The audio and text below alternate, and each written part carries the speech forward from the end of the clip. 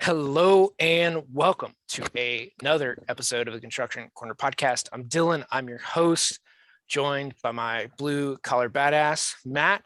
How are projects going in Michigan? Projects are going pretty good. It's still chilly. We still have a lot of frost. I'm not going to bitch about the weather today, but I am going to tell you about an interesting story, an interesting phone call I actually just had about 15 minutes before we logged on here.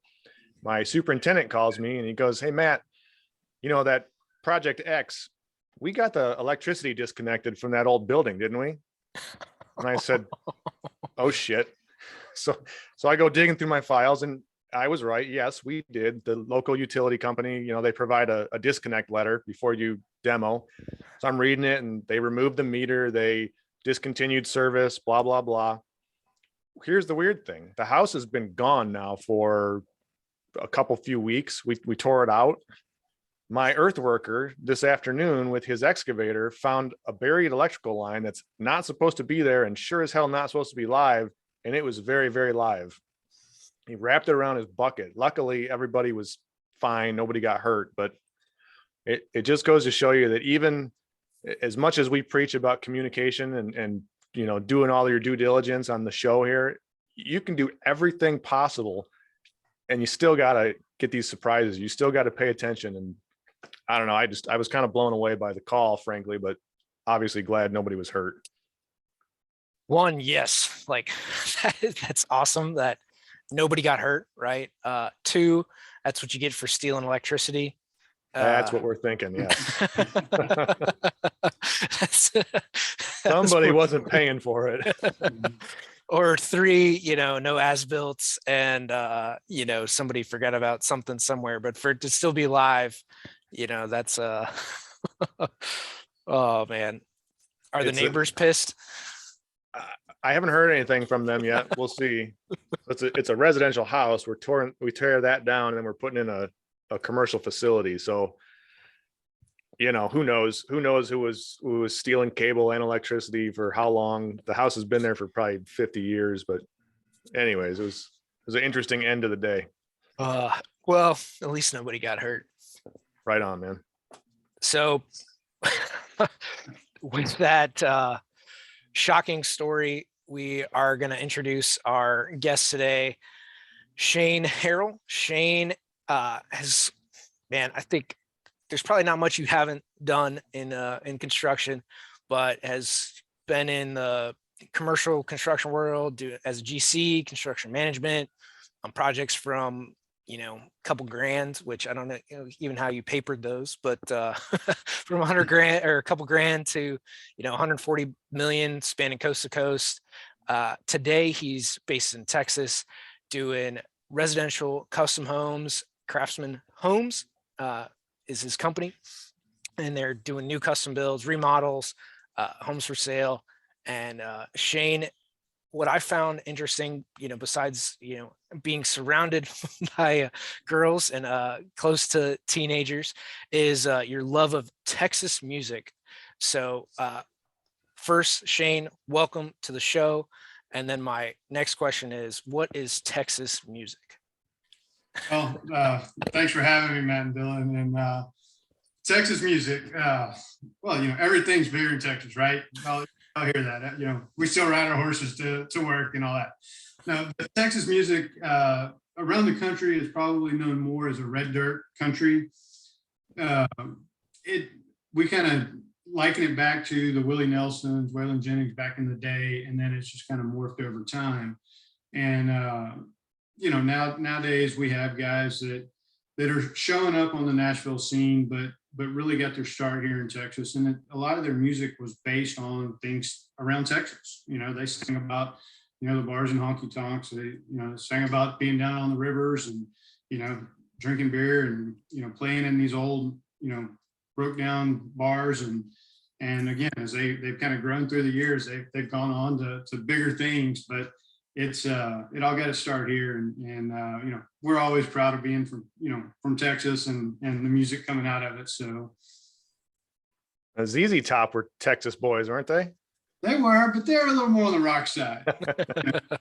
You've you've got some guys that were more on the rock side of the world, but that came out of Texas, and nowadays it's more kind of like I said, it's about the culture. It's about a lifestyle, say, and is a lot of what the guys that we follow now are really more about.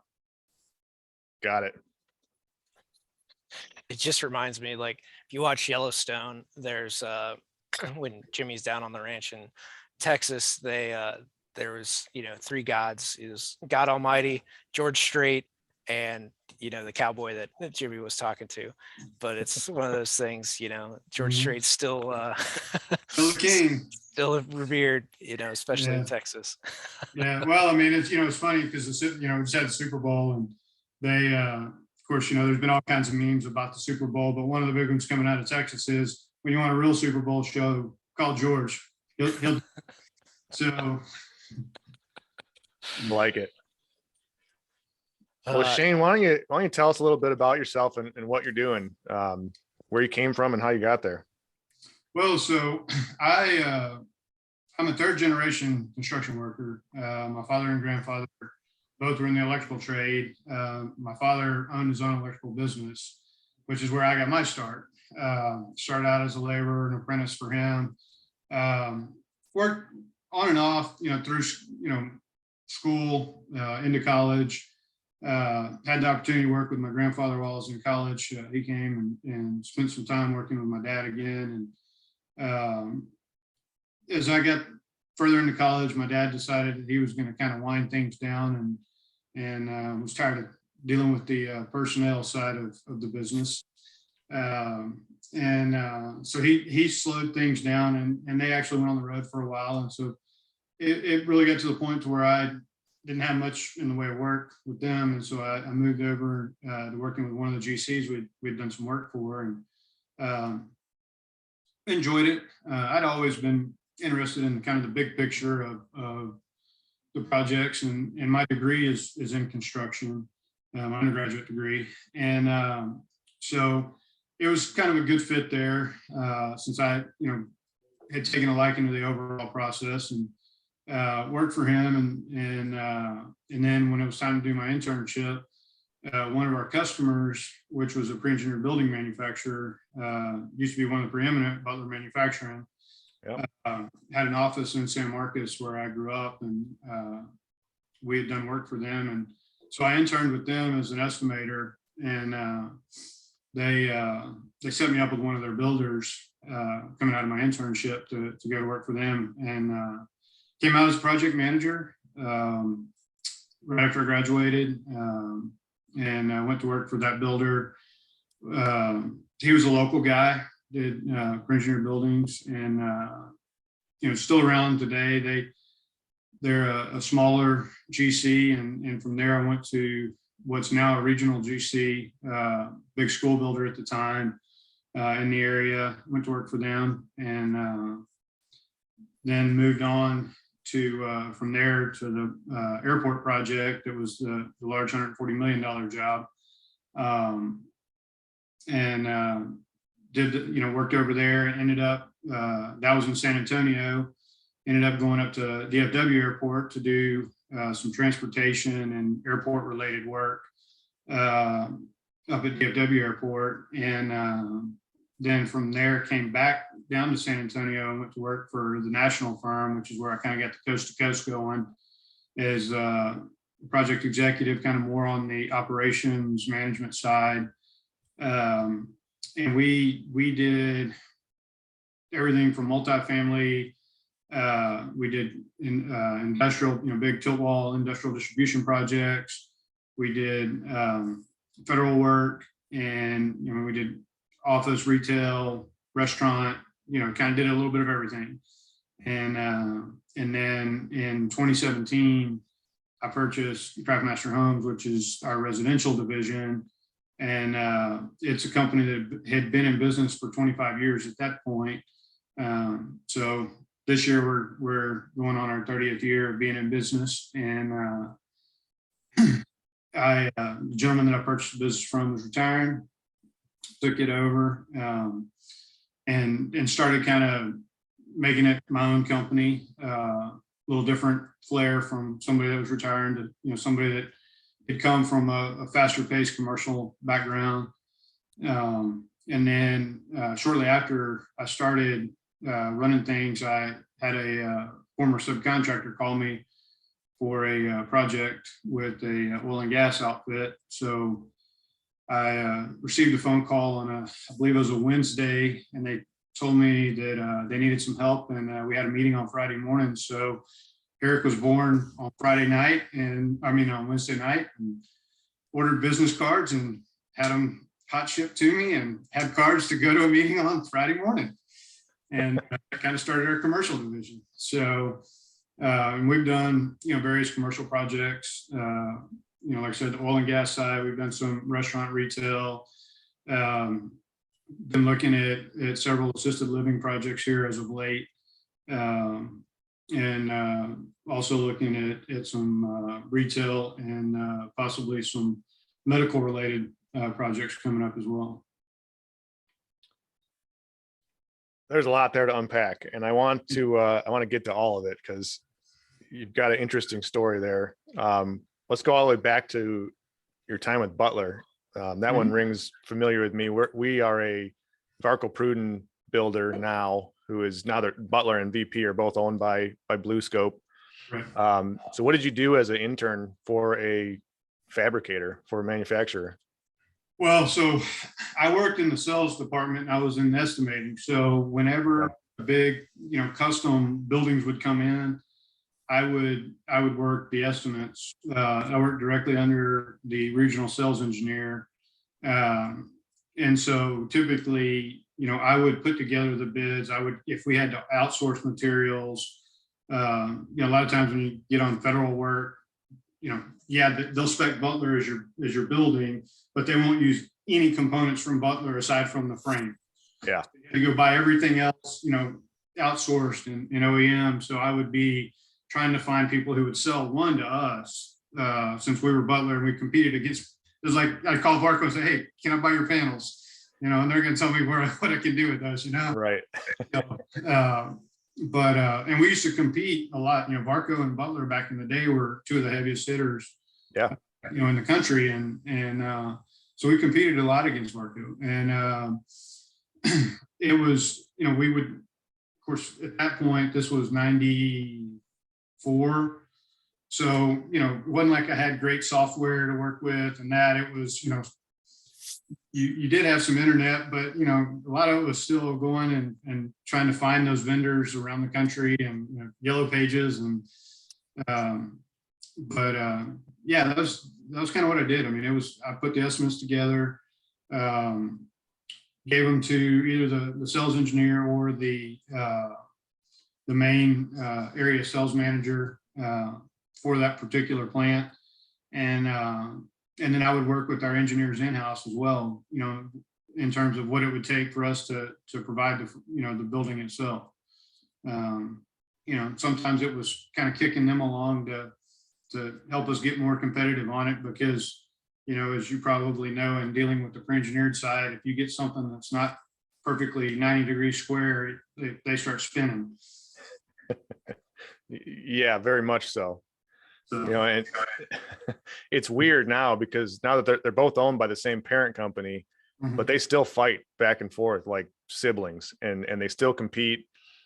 And frankly, it's a tough gig right now. We were kind of talking before we went live about supply chain issues, which obviously everyone's heard about. Well, the whole allure of the pre-engineered or metal building system, as they call it now, was that you could get it really fast, right? It was a little bit cheaper, but really you save so much time. Right. Pre-engineered building kits now are like 54 weeks lead time. So there is no savings anymore. So those guys are really fighting, it seems, to keep their competitive advantage in the marketplace, because it was kind of stripped away from them throughout what's going on now. Right. Yeah, no, for sure. And it's funny you say that, because I was pricing out this 6 9,000 square foot buildings for one of my subcontractors is looking at doing his new office, and then having some lease space. with him and called my primary supplier, who is not a national, they're a local vendor. And he goes, I can't do that much right now, Shane. He goes, I can't even get the stuff I've already committed, that it's been bid, that I've been waiting on, answers to, because I just can't do it. And so now it's like, okay, now what am I going to do? Because now I'm going, I don't have those commitments, like at least having the relationship with Marco, now I'm going out on the street to try and find somebody else to provide that. So yeah, it's going to be very difficult. Yeah, it's a tough market without a doubt. So Shifting gears a little bit, I really want to cover this briefly. So the K-12 market in Texas in particular. So Texas has a lot of independent school districts. I know some of this because we used to do a lot of work in Texas, or we've built a few high schools and like other K-12 like private schools within. We did one in Houston and a few others. But some of the, like, you see these schools being built in Texas. I'm just curious on your experience with those schools, because you'll see 500,000 square foot high schools, purely high schools, be put up in Texas, which is just like, even for like most like the Midwest is like insane. I mean, for these buildings, but kind of your experience for like some of these projects, you're putting up like $1 billion,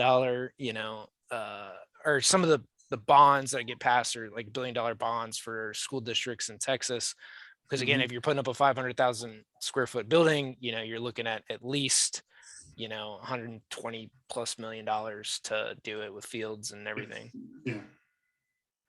So if you want to elaborate on Texas school districts. Well, so school building is still like super, super large in terms of the commercial market. And it's just a constant. I mean, they're the guys that I used to work for. I mean, they still are huge across the state of Texas in the school market. Very, very successful in it. But it is a tight market. I mean, yes, the dollars are large, and the square footage is large, but you also have the population. I mean, we talked briefly, about my girls getting close to teenage years, or my oldest one getting close to a teenager. So the elementary school that they go to, my daughter is in 5th grade. So it opened when she was in 1st grade, and it was designed for 800 kids when it opened. They have already added on 8 classrooms, and they did that last year, and they anticipate it to be at full capacity by next year. And they will be adding another elementary school in this development that they put it into here in the coming few years. The growth that we have is huge. So, you look at that. So that's that elementary school. Well, what does that mean? That means that although that many kids are going to be going to middle school, that means that many kids are going to be going to high school. The last high school that I worked on was between Austin and San Antonio. And at the time, it was designed for right around 1,200 kids. And I'm not positive, but I believe they probably have about 3,000 kids there now at that high school. And it's crazy. I mean, and that would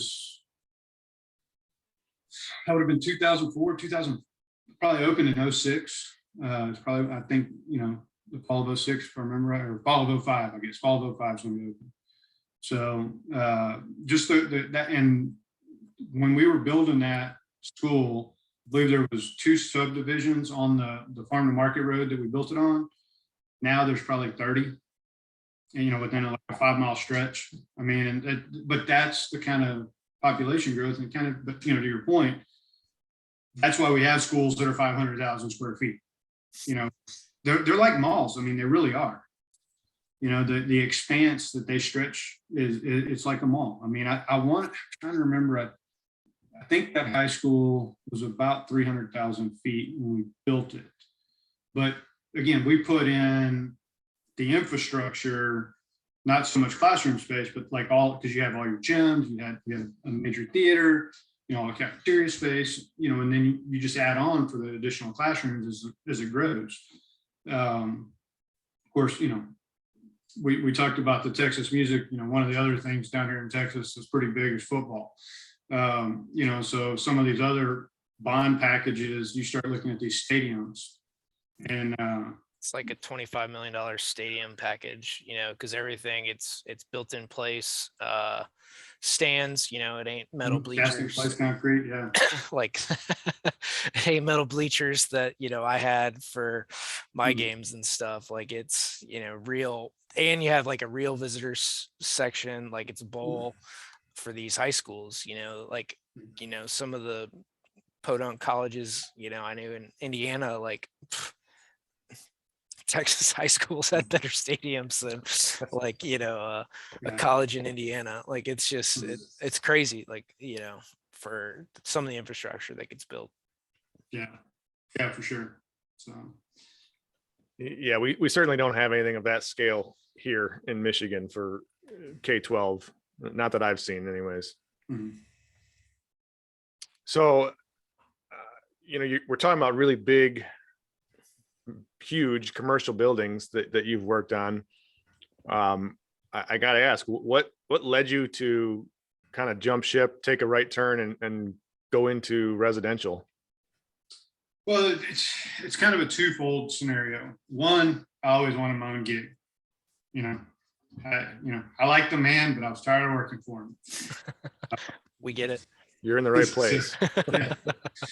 The other is really the client interface.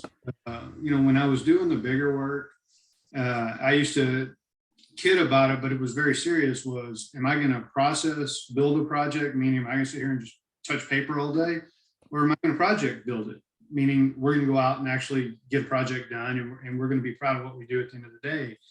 And the larger the project, the less builder mentality I would see in it. And, again, coming from that background with my father and grandfather, there was pride in the blue collar work.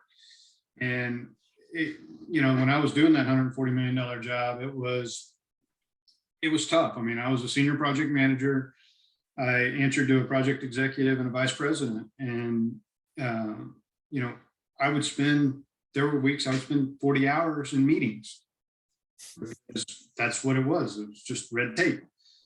And then we would get to a point and I would, then I would have to turn around and go out in the field and spend, 2 or 3 straight days in the field trying to remedy or come up with a game plan as to how we would, move forward with something that we've been battling over. And it just, to me, it lost the luster of being a builder. And that's what I wanted to get back to, and really working with the customer to kind of build that relationship. And so that's really what kind of led me down that path. It was those two items, and it was just, okay, how am I going to do this? And this particular endeavor opened up and allowed me that opportunity.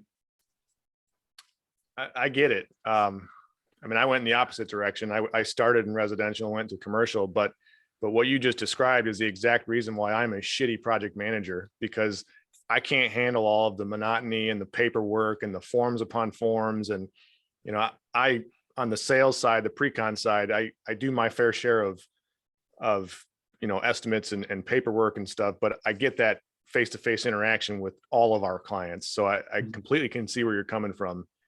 It's a drastic change, in work product, but it allows you the autonomy and the face-to-face. So that makes a lot of sense. It's an interesting answer, and one that I haven't heard previously when we've been doing these shows. Mm-hmm. And one other thing is, as you look at the commercial versus the residential, typically on the residential side, you see your money a little faster. Just not as much of it. It's not as much, but you see it. Yeah. That's that. When I was talking about the oil and gas industry, that was one of the backbreakers. Is you're generally 120 days before you see that first check. And I can't live like that very long. Not many people can, man. That's brutal. Yeah, we've talked before, the differences, and we'll get new subs once in a while that'll come in, smaller scale guys, and they want a deposit. And we look at them like they're speaking a foreign language. Right. You don't get a deposit in commercial world, but you flip the fence into residential, and sure, you could get, all your materials paid for before the job starts. And that's commonplace. Right. So with that kind of that commercial mentality, though, I got to imagine you brought some of that mentality and that pace, because commercial typically runs faster, I think, than residential. For sure. Did you bring some of that into the residential side of what you're doing now? Yes and no. I mean, you can try and, fit that square peg in the round hole, but it doesn't always work. So there's things that I've tried to do that, and to your point, how can I utilize some of those practices and those processes from the commercial world? And, trying to do that, I mean, trying to, like, from a scheduling perspective, one, most of these subcontractors, and that's, I think, to some point of somewhat with the pay that you were just mentioning, wanting to deposit or that, they can't see, to the tip of their nose sometimes with regard to schedule, monies, any of that kind of stuff. So you're having to kind of force it. And so that's one thing that I feel like I've been able to try to do with most of these subs is communicate it better, because I have a plan, take that, that schedule that we've built, or that's commonplace in the commercial world, and really bring it back into the residential where you're communicating with the subs. Now, kind of to our earlier discussion of supply chain, it gets a little more difficult when those things impact the project, and then things start slipping, and what I've planned for no longer works, because sub A is 2 weeks late because of the material. Then sub B he's like, look, dude, you lost your slot. I'm a month out. So those kind of things have been more challenging, because those guys typically don't have the resources like you would in a commercial environment, where you might get, they have 20 guys, and, a lot of these may be, the owner and 2 guys, so it's a single crew that you're getting out of an entire company. I've tried to utilize that. One area where I feel like I failed, just from the kind of the background is like on the safety side, trying to get these guys to understand that is right over. It's a constant battle to try and really just get them to understand any of those elements. Not at the level at which we would have done at the commercial level, but just the general side of it. I was actually having a conversation with my son.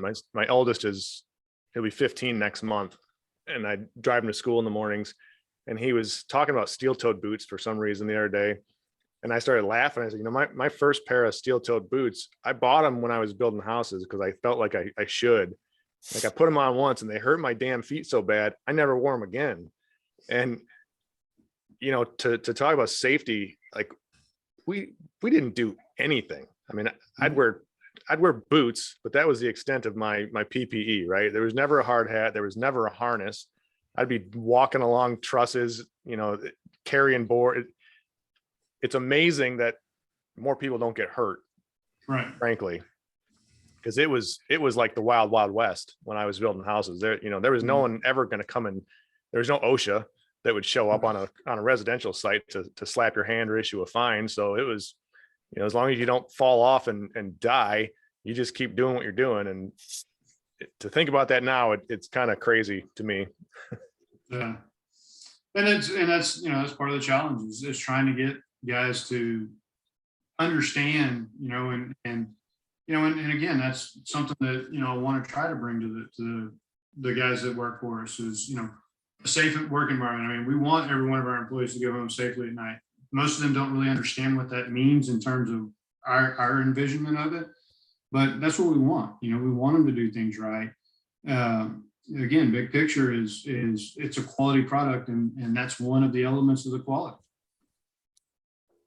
So in that, like we talk about scheduling, getting people in with your subcontractor partners in building this, around residential and trying to bring some scheduling, some kind of, if you will, rigidity in a way to the project, and like, this is when it needs to get done, which I get supply chain being its own beast and thing that you can't really control. But in that, like, in seeing more of the mentality, right, coming from big commercial projects, right, where you will be here, you will meet milestones, you will do this, like, and it's enforced to kind of a day in, day out mentality, right? Like, just in residential, or I guess, how is that mindset different? Is really the question, right? From commercial, and that's really the world that I've come from, besides me personally, like putting a roof on, or like doing Right. stuff, or, helping guys out with whatever, when I was a teenager, building houses. But like, past that, like, what's the mindset difference that you see with your subs versus, when you were in, especially these big commercial projects? Well, I mean, one is, on the big commercial, of course, is about the LLC. I mean, there is the rigidity there. I mean, you get to work at 7 o'clock in the morning, and in the residential world, typically it's 9:30. Then they go to lunch, then they come back, and then they're gone at 3:30. Just like the commercial guys would leave at 3:30, but they started at 7, had a 30-minute lunch on site. But residential, I mean, it's a 9-day difference in how they approach it. It's almost like the whole lifestyle is different from the mentality of the worker, and of course, Texas being open, the union contingent is much smaller on the commercial end. I mean, it's non-existent in residential. But it's much smaller on the commercial end. Typically, it's in the commercial realm of construction. You only see it generally in your MEP trades, and that's not a large portion of it, but that's when you'll see it. If you get into the heavier side, you might see more of the millwrights and ironworker in that, but it's very rare to see that in a general commercial project. Well, the mentality, though, is still much more rigid on the commercial side, kind of to that end, versus the residential. And I think the residential, like you said, still kind of, Matt, you said earlier, the Wild Wild West. It's still that. I mean, they've just the guys, it's run looser. One of the big things that most of the subcontractors here are just labor brokers. On the residential side, if they have a contingent of labor. So, it's just, they're just paying some cash out, and, that's a lot of what they do. Well, there is no relationship between the sub and the employee there, if it's being brokered. So in that, is it because of like the cyclical nature that Texas typically goes through with like oil, that it's more boom bust than the rest of the country? I mean, I know you're not in like Dallas or Houston, right? Bigger oil towns, but like, I'm guessing here, but like, correct me, like, is that because Texas goes through more big cycles of boom bust? I wouldn't say specific to the cycles like that on the residential. Now, on the commercial side, you may see more of that, because the pay scales of commercial construction versus oil and gas side, when oil and gas starts to uptrend, you can make some very, very good money. So you do have some issues there. On the residential side, typically the only time we really see much of our employee contingent moving over is really more on the CDL type stuff, because they can go drive out in the oil field and make 4 times what they're making driving for a ready mix company or hauling gravel. So we do see a lot of the CDL type drivers disappear, but that's been an issue for some time, just because ever since the economy came out of the recession, we've never really fully recovered in those type of trades. Yeah, I mean, it didn't help that oil tanked in like 14. Yeah. So you came out of it, then the oil tanked. That doesn't help for Texas and that economy. But I mean, so we've kind of talked around like housing and the big influx of people in Texas. I mean, still today, like what's the housing market look like? What's the future look like? Well, right now, I mean, the housing market is on fire. The future still, I mean, all the indicators say the future looks good. That we're going to continue to have the people coming in. One of the things for a guy like me versus, a national home builder like a DR Horton or Pulte or, those type of companies, we're somewhat married to the people coming in that are looking for that custom home. So it's getting those touch points. Whereas, the bigger guys, they're building them and they're selling. I mean, they're actually turning people away because they can't build them fast enough. But they're building at a different price point, at a different quality level. Now I do compete with some of the subs, trying to get some of the subs working for me versus them. And it typically isn't the primary sub that works direct for me. It may be a tertiary sub. But what they're doing is the production guys are paying, and they're having to pay more because they can't get the production there. And so they're paying guys, that used to may sub be like a second tier or third tier sub to one of my primary subs. They would come in and they would work, 2 days a week for us, and there would be 3 days on the production side. Well, now all of a sudden there's 6 days on the production side because they're paying them the overtime now to work the production. And so we can't even, we can't compete because one, I can't pay. I shouldn't say I can't pay. It's hard for me to pay an extra, $2 a square foot, to a subcontractor to come in to do something that he's doing the same work, but because production guys are now paying him overtime because they're just cranking them. And they're set up, they're not mobilizing to my site like they have to for me. They're set up in the subdivision. They may do 100 houses in the subdivision. So their incremental cost has gone to basically nothing because they can just stay there and keep working. They're getting comparable money to what we're paying.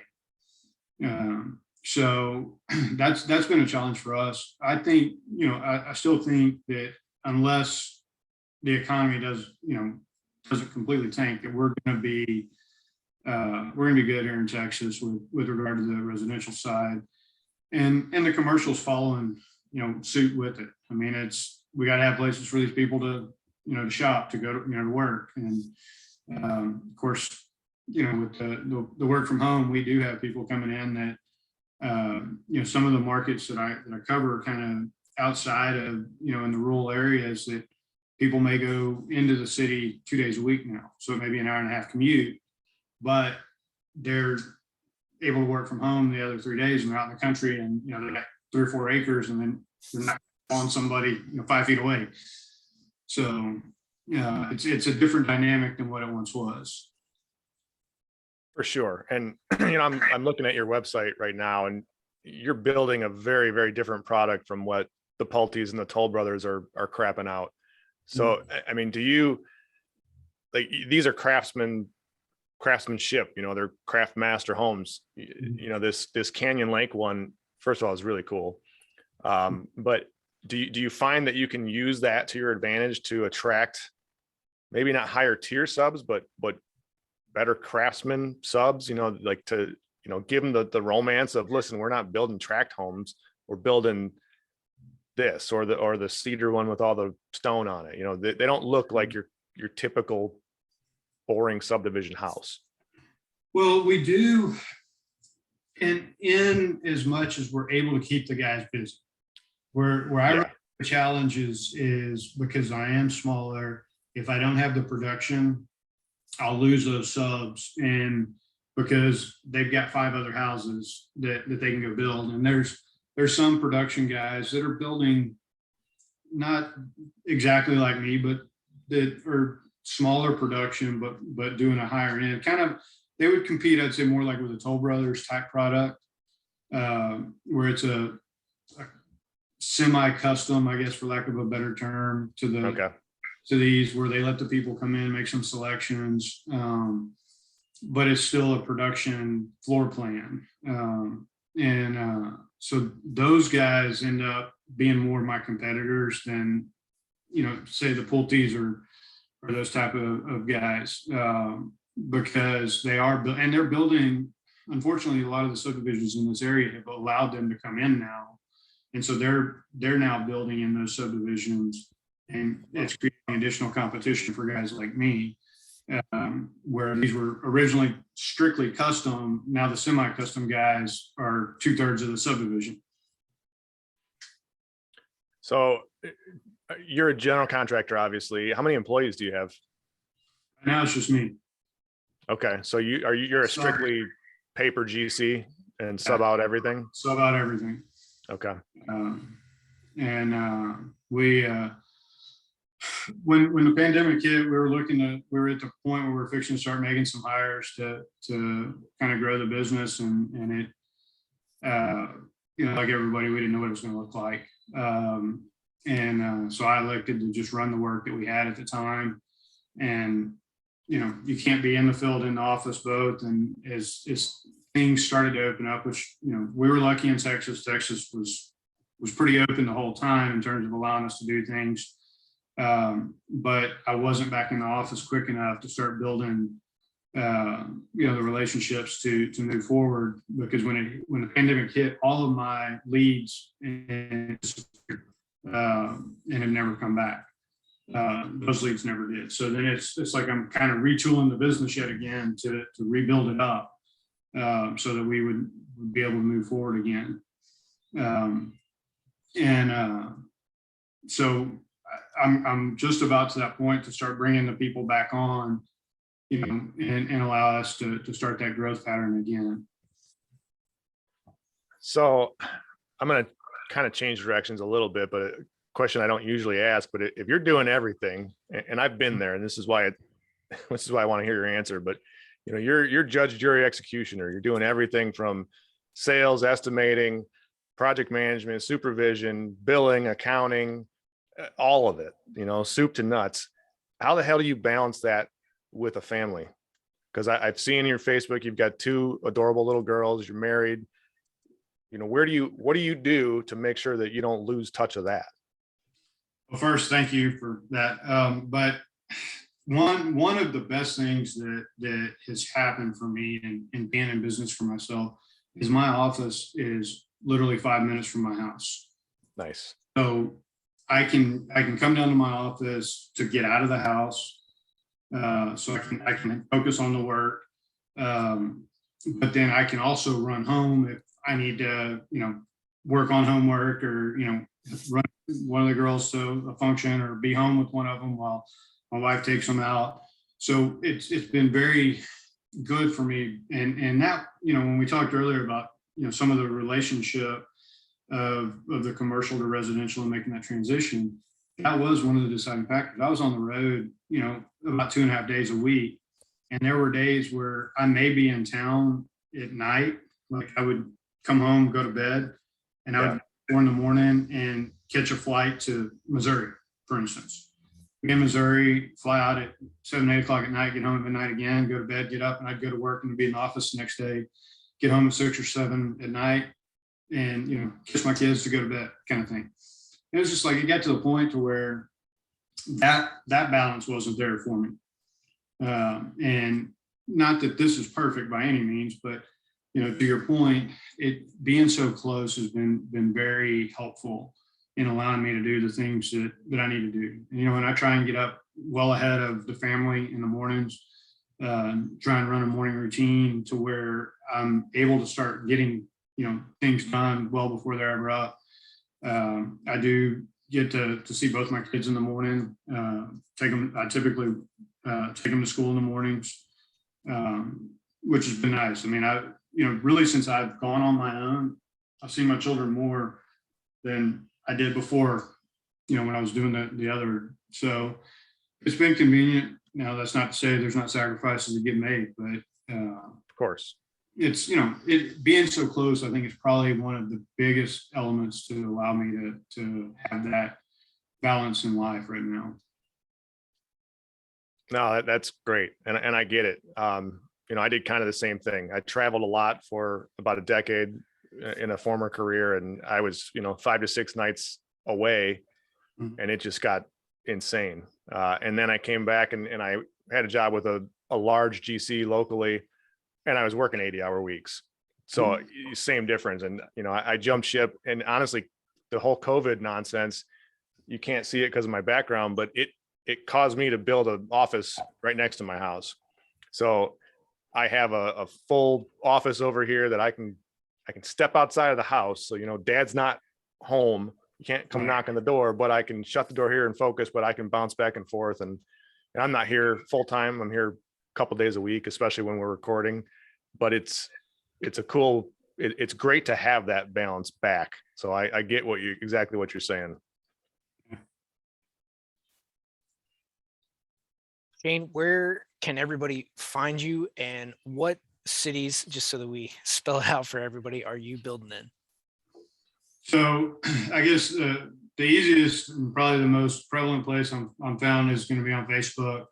Our company is Craftmaster Homes LC, so it's at Craftmaster Homes LC. Website is craftmastercustomhomes.com. And we also are pretty active on LinkedIn with Craftmaster Homes as well. I actually, in the commercial world, I used to use it really more from a recruiting perspective, and so I had a huge contingent of people. So when I started, the residential side, I thought, well, I already got the following there. Not that I was really posting anything to get any following, but I had the connection to people. And so I've utilized that. It to me, it doesn't have as much traction as Facebook does because of what we post out on it, but it's still out there. And then in terms of the areas that we work in, primarily we work between Austin and San Antonio, the I-35 corridor, out probably 50 miles each direction, east and north and south, east and west, kind of however you're looking at it at that particular city. That's which direction when you're running. But we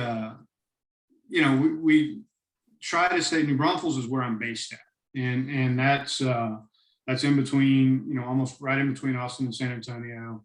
Schlitterbahn is based here, which y'all may have heard of. They've got a couple of them around the country now.